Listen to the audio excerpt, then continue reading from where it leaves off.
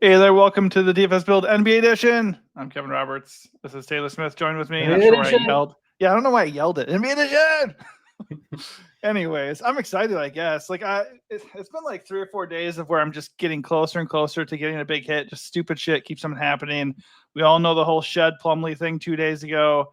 Yesterday it was just like a 1v1 thing. Like I was in position in a lot of my lineups and it just didn't happen.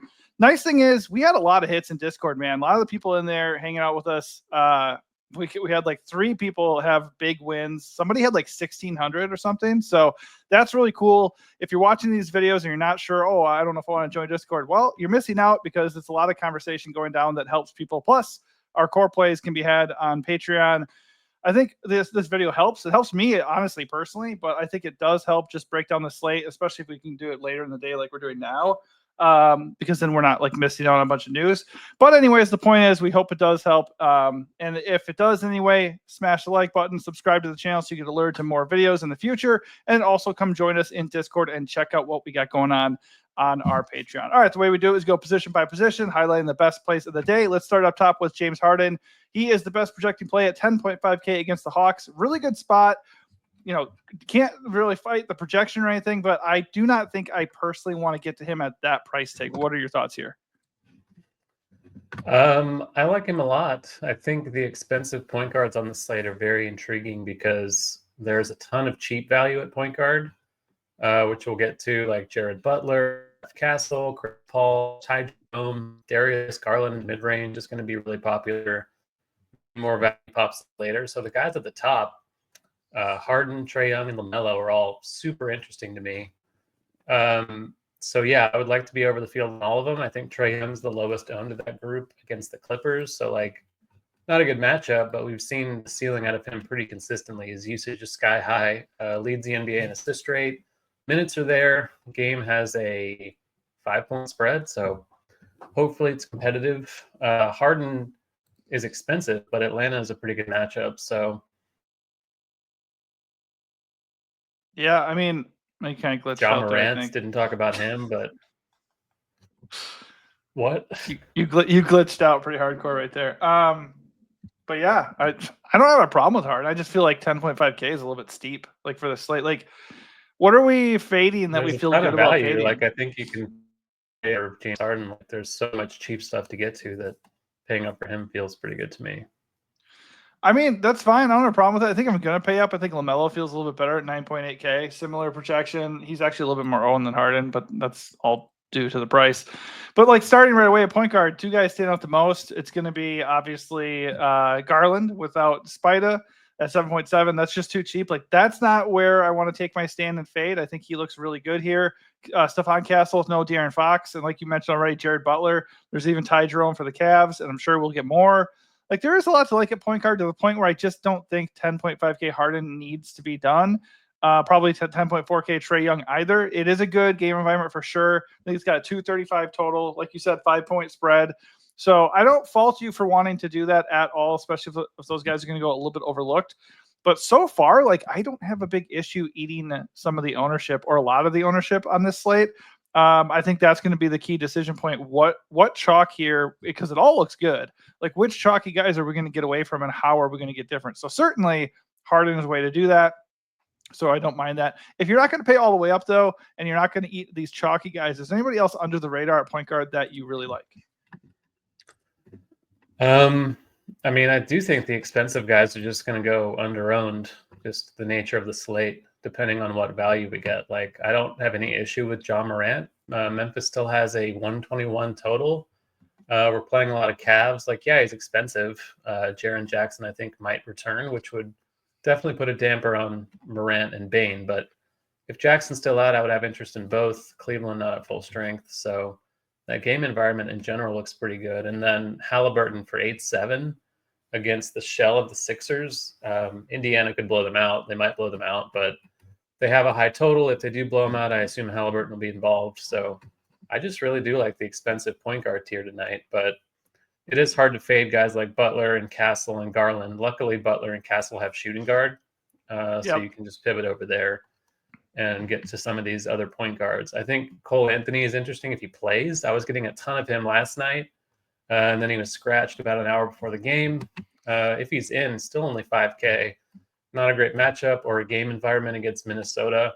Orlando actually has a sub 100 total, but if Anthony's going to be overlooked, which he will, compared to the other 5K-ish point guards, I think he's worth consideration. Yeah, like as things stand, like fading Garland.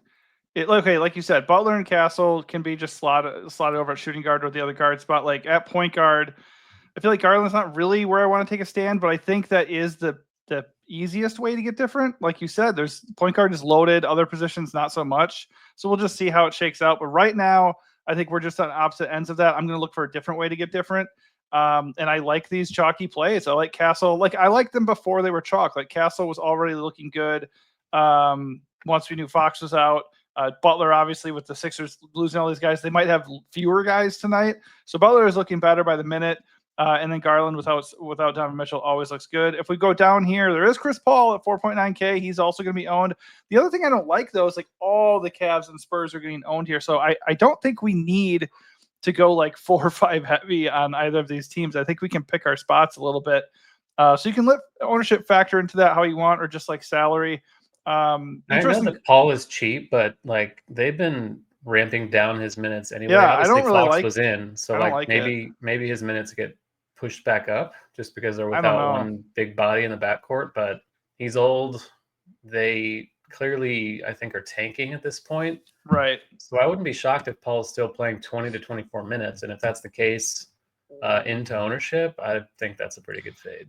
Yeah, so the reason why I brought him up is because he's like 33% owned right now. I love Vassell. I love Castle, and we'll talk more about Vassell in a little bit. But like Chris Paul, like I know the price is nice at 4.9, but I would rather Cole Anthony. I would rather Ty Jerome. I would rather Jared Butler. Like he's fine if you think he actually gets there and like has the minutes, but I am definitely concerned that he is a bad chalk play today. Anybody else you see down low that you are into? There is Jeff Doughton at 3.5K. He obviously has a chance to start. No, Justin Edwards is questionable. Kelly Oubre and Quentin Grimes are questionable. And they signed O'Shea Brissett. So the fact that they signed him to a 10-day deal tells me somebody's sitting for sure. Jeff Doughton looks pretty good here at 3.5K. Like I just don't know how we're gonna get away from a lot of this value. It looks pretty good. Yeah, I don't really have an issue with it. Just be cognizant of the correlation with the value stuff you're playing. Like if you're playing Butler and Doughton and Ricky Council and a Dembona or something, like that's kind of a lot of the same. I wouldn't do that. No. I think it's okay. Like Council, Butler, and Doughton are all fine plays, especially if guys Grimes and Edwards are out. Like they're just running out of bodies. Right. Even for set in there, he's a kind of a big man anyway, so I don't think he would really affect the guards. So Doughton in the chalk doesn't feel good, but he's 3.5, and if the game has garbage time, I assume he will be on the floor for that. So it's okay. You can always consider someone like Drew Holiday if like Boston has 3 or 4, like 4 of their other starters are questionable. His minutes have been up a little bit. Drew Holiday is not very good, not very fun to roster, but he's 4.7, kind of in that same range as Paul and Jerome and Butler and guys like that. So if Tatum or Brown or White are out, I think Drew becomes a pretty interesting pivot to the other value options. Yeah, I mean, Drew, a lot of his downside is just playing with those dudes and not having monster usage. Like I'm sure if you gave Drew 20 shots, he can hit at 4.7K. So I certainly do not mind him if that is the case and those guys sit. Peyton Pritchard, obviously at 5.5K as well, shooting guard eligible too. He would look really good. I would prefer him over Drew just because he has a higher ceiling and probably a better floor here too. So just keep an eye on the Boston situation. Not sure we see anybody else right now that has to be played, but point guard's loaded. It's another day that ends in Y. All right, over at shooting guard, Anthony Edwards. Now that is a contrarian. That's a GPP play for me. Anthony Edwards, I like him a lot here. The matchup stinks. The game total stinks. The prices come up. The Wolves are healthy. Why would you play Anthony Edwards? Because he's Anthony Edwards and he's not going to be owned. So I think that's interesting. At $1,000 less than Harden, he is very interesting to me on the slate. Bane is okay if you want to stack up that side or stack that game and get ownership to Memphis to come back from the Grizzlies. I think Desmond and Ja are kind of overpriced. And if you add JJJ to the mix, they're super overpriced. So I think they're okay. If you want to just do it for pure stacking purposes and the fact that they're not really garnering ownership, that's fine. I just don't think it's something I really want to go out of my way to do. But really, outside of maybe doing that and maybe trying to get different with Ant up top, I think Castle and Butler are the obvious plays at shooting guard. Yeah, I think you can add Strus to the mix. Like, not an amazing play ever, but without Mitchell, the minute should be safer. A little more usage would flow his way. If Hunter's out as well, like that clears even more minutes on the wing. So, yeah, I don't really have anything to add. Like Butler, Castle, Strus look great. Vassell, guard forward, 6'3", should have a ton of usage without Fox and Wemby. So he's underpriced for the role. Like, he and Castle are just underpriced. Like, they're probably only going to get more expensive from here. So buying low on them while you can still do that is perfectly fine with me. Yeah, I was also going to mention Jalen Green. He popped off in the last game. To mention Jalen Green also. You're a Rockets fan. Just go ahead because you know Jalen Green as well as anybody. So, I mean, obviously Jalen Green has a really wide range of outcomes. Pretty scoring dependent. He has kind of racked up the rebounds and assists lately, but in general, he's pretty reliant on his shots falling, which is often not happening for him. But, you know, Dallas is a shell of themselves. Houston has a pretty high total. Let's see. I assume they're still without Amen Thompson and Reed Shepherd. Yeah, so the minutes are going to be safe. More ball handling duty for him, even with Fred back. So 7.5 is pretty steep for Jalen Green, but in a tournament at low ownership, I think it's fine.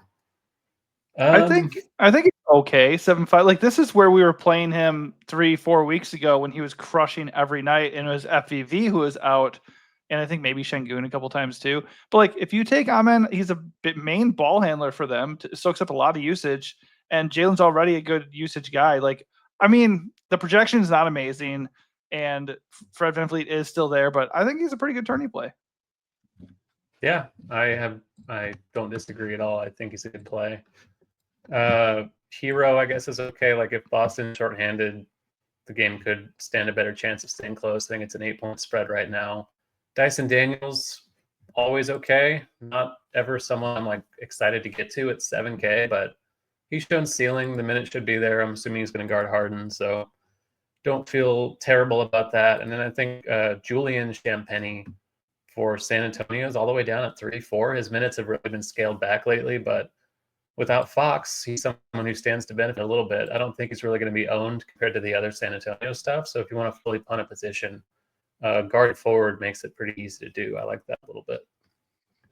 Yeah, I'll mention 5-1's a little bit steep here with Kawhi in there, but Boggy, he's not going to start and get those minutes with Kawhi in, but a little bit of revenge narrative against the Hawks. It's possible. 5.1. He still should have usage off the bench, probably 25, 30 minutes. So I don't think he's the worst play, especially since he's not going to be owned at all. Probably does it for me. I mean, Vince Williams, 3.9K. If he starts and JJJ is still out, I think he's an okay value, but I don't really want to do that personally. All right, moving on to small forward, we have Jason Tatum all the way up top, 48-point fantasy projection, no ownership at 11K. Oh my gosh, his price has gone way up. I don't love it. I don't love the price. I don't love the matchup, and he's questionable. So if he's in, I think just based off of the ownership and projection, he's in play. If we're paying 10.5 for Harden, we damn sure can pay 11.1 for Tatum. Obviously, I would love for Porzingis and or Jaylen Brown to also be out if he's going to be, in my lineup, but in theory, Tatum's a good play here. Kawhi, 8.7. The price is coming up. Not super into that, but he plays big minutes, and it is a matchup with the Hawks. So if you want to play Kawhi, that's okay. Not paying 8.8K for Jaylen Brown unless Tatum's out. And then I'm probably just really starting off here with Vassell and like Keldon Johnson. Like, small forward's kind of gross. I think Kawhi is an awesome play. Like, I know he's not quite what he used to be, but the minutes have been very safe lately. Atlanta, like, they have Dyson Daniels, but he can't guard Harden and Kawhi. I assume he's going to guard Harden, but we'll see. 8.7's getting up there for Kawhi, certainly, but with Norm Powell out, there's still a ton of usage to go around, and you have to pay for someone on this slate. We don't have like Jokic or Luka on DK like you do on FanDuel, so a lot of people are paying into the mid-range with Cleveland, I assume. So paying up for Kawhi, he's still going to be owned, but still a pretty good play, I think. I agree. Vassell, Keldon, Strus, like we talked about, Ricky Council if Edwards and Oubre and Grimes are out, he's going to have to play a ton of minutes, and he's 3.7, decent per minute guy. For tournaments, Harrison Barnes, another Spur who maybe goes overlooked compared to someone like Keldon. Karis LeVert has shown a ceiling. Not a great matchup, but you can't love everything you want necessarily in a tournament lineup, so I don't mind LeVert at a pretty cheap price. Similar story for guys like Daquan Jeffries, Zachary Reese-Shea, Isaac Okoro. Like, you can get pretty gross at small forward, but Vassell and Keldon are going to be the chalk plays. Yeah, I don't want to do any of that except for maybe Keldon or I really like Vassell. That's where I'm starting right now. I agree. Kawhi's a fine play. I just don't like that his price is ticking up. And outside of his last game, he really hasn't exhibited like a really great ceiling. So just don't know what to expect there. If you land on Kawhi, I'm fine with it. It's not a bad play. How are we feeling about Najee? 8K Najee Marshall, baby. Fuck that. I feel like are they getting bodies back, or are they still really short-handed tonight? PJ, Brandon Williams, Exum, Kai Jones are all questionable, so they could be a lot more full. Okay, but if they're all out, it's still Najee with the team to himself, basically. I think if they're all out, I think you can entertain Najee. But yeah, it's getting a bit out of control with the price for sure. All right. Too. Oh yeah. So I'm not into it. I wasn't even into it when it was like 7.5 the other day. It's just, if they only have like 8 or 9 guys, you can do it. And he's been good. So like, it's not like he's been horrible or something. At power forward, one big reason why I don't really want to get on the Kawhi train is because I don't really want to fade Evan Mobley. He's got an amazing projection. He's in a good spot. Great DFS environment. Best DFS environment of the entire slate. This is good chalk to me, and I'm going to pay for it. He looks great up here. He's over projecting Tatum, and he's way cheaper. And then Miles Bridges. Love Miles Bridges. Miles Bridges is going to be a little bit less owned than the Cavs guys. Double the ownership of Kawhi right now from what I'm seeing. But Miles Bridges is the better play. So I want to play Miles Bridges too. Those are the 2 guys I'm starting with here at power forward. And I'm just going to have to find a different way to get away from where the field is right now. Yeah, I think there are a few pivots. Those guys are great plays, but you can say like Banchero. We've seen ceilings from him, including last night every now and then. Bad matchup, but the ownership's going to be super low. Bam Adebayo ownership is going to be very low. Julius Randle price is coming up, but he's still somewhat cheap for what he can do. So don't mind that. Okay, and then there's Siakam, midday questionable tag. So that could give us 3.5K Obi Toppin. How are you feeling about that? Great. He's a good per minute guy too. If he starts, like, they usually don't run him like 30 or anything like that, but he's so cheap that you can add him to the long list of awesome value plays, and they have a great matchup against Philly. Yep. There is some lower mid-range options down here too. Tari Eason at 6.2, totally fine play, especially with Amen still out. I think he's okay. Jabari Smith, 5.1, he's okay. Same with Dylan Brooks at 4.9. Good matchup for these guys. They're going to get out there and get some minutes, so I don't mind him. Keldon Johnson's power forward eligible. He looks good. Can't play Naz Reid at that price unless somebody from Minnesota is out. And, of course, the guy we already mentioned, Ricky Council, 3.7K. Like him a lot if those Sixers are indeed not playing. I think Sohan can definitely break a slate. Like, if Keldon's more owned than him, just pivoting some of that to Sohan looks pretty good to me. Agree about Tari. I think Niang is okay at 4-1 if you need someone to get different in a tournament. Definitely a large field play, but a fine one, I think. And Justin Edwards, if he's in, is still only 4-1. He could have a ton of minutes available to him, but bad per minute guy, bad team in general, so not exciting overall. That is totally fair. All right, over to center. Mobley is the best play there too, but he is naturally power forward first. Şengün coming in with the second best projection. 9.9K feels like a lot to pay for Şengün. We said that the other day when he was 9.7, but he projects well. The matchup is really good, and he's not going to be super owned. So that's not the worst way to get different if you don't have Evan Mobley in the center slot and you don't know what to do here. I think that is a pretty good way to spend your money. Zubac also, the 8.6K price, same thing with like Kawhi and Harden. I feel like they look a little bit expensive, but it is a good spot against the Hawks. He does project well. I don't have a problem with it. Not super interested in Bam against Boston if they're healthy. And I guess like the next one will be Jarrett Allen. Like I feel like Jarrett Allen every time, like last time it did work, but every other time we like somebody's out for the Cavs and we're like, okay, fire up Jarrett Allen because he's cheap. He like doesn't really hit. So what are your thoughts here up top, and what do you think about Jarrett tonight? Yeah, I mean, I'll get a lot of them, just like all these Cavs. It's hard to get away from. The matchup against Memphis is good for pace. So 6'4" is just cheap for Allen. Certainly no issue with it. I think paying into the mid-range is pretty interesting. Zubac's fully priced at 8.6, but he's been smashing. The matchup against Atlanta is an awesome one. People are going to be playing Kawhi and maybe some Harden. I don't think Zoo's really going to attract a ton of attention, but he's got a ceiling and a very high floor. So I'm okay with that as a differentiator. And Mark Williams, kind of the same thing. Going up against this Bismack Biyombo front court for San Antonio without Wemby, 7,600. The minutes have been sketchy, but he's still productive. Like he's such a good per minute guy that he can still get there for you. And if people are playing Bridges and LaMelo, I don't think they're really going to get to him. So it's a very similar story with the Mark Williams as it is with Zubac. Okongwu, okay, price is up, but Capella's out again. Minutes should be pretty secure. He's flashed a pretty low floor, but he's also flashed a ceiling. So definitely a good tournament play. And then if Drummond is out, I think you can look to Adem Bona at 3.6 just because the minutes have been coming up lately. I think Yabusele's back, but even so, he should play low 20s, and he's cheap. So that's a piece of value I don't hate. Yeah, he's 3.8. That's not the worst thing against the Pacers, who are really bad inside. So that's certainly worth noting. Miles Turner, by the way, I don't think he's that bad of a play down at 6.9K. Oh, actually, I'm sorry. I thought he was at like 6.2. So I'm pushing 7K here. I don't know. His projection's bad, but like the Sixers are not a scary spot whatsoever. So I think for GPPs, he's okay. Onyeka's price is getting a little bit up there. Zubac, not a really fun matchup. Game environment could make him okay, but I'm not really feeling it otherwise. Wendell Carter, 4.8K. He did not get it done yesterday. If people want to play Wendell Carter again, I hope they do. Like, right. He's cheap, but he has no ceiling. He's going to max out around 30 fantasy points. So, for the dollar, he can hit value, but all things considered, if you're hunting like 80th percentile outcomes, he's not likely to get there for you.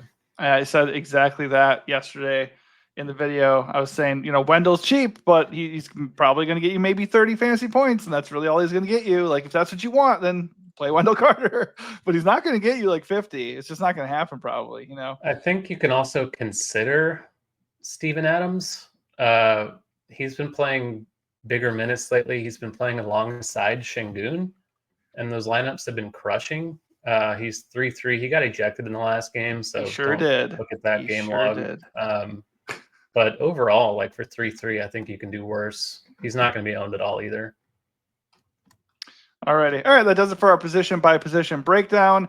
Let's end things with our strategy and flag plant of the night, if you have one.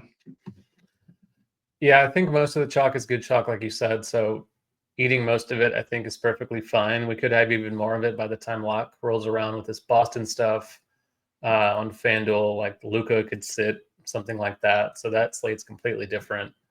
But it looks pretty good as of now. I think the ownership's going to be very concentrated on Cleveland and San Antonio and Philadelphia. So don't have an issue with it. Just make sure that you're not eating all that chalk in the lineup, that you have to get different a little bit.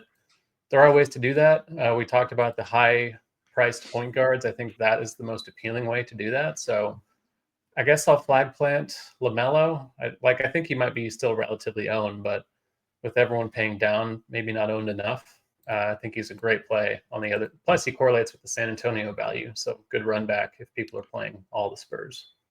Yeah, that was going to be my flag plant, but it's a good one. I think, Miles Bridges is a little bit too owned to really be a true flag plant, but I think he's interesting just because he's kind of a direct pivot off of Kawhi in that price range. I really find it hard to get away from Evan Mobley. Like, I'm warming up to the idea of maybe eating a lot of this chalk, but like going up over Garland, like you're suggesting. And it's just going to come down to like, who do you do that with? Like, obviously Trey with no ownership is really interesting. And then if JJJ still is out, that also is appealing. I think just overall, the sentiment is going to be, there's a lot of good chalk, and I don't want to get away from the chalk just because like I'm afraid of having too many guys that are high owned. I think you can get away with eating a ton of chalk as long as you get pretty different with reasoning. Like be smart about how you get different, just so you don't have you're not duping all over the place. But of course, more news can drop, and we will finalize our core plays over on Patreon, and you can talk shop over in Discord for free. So definitely take advantage of both those things. And thanks for watching, and good luck tonight.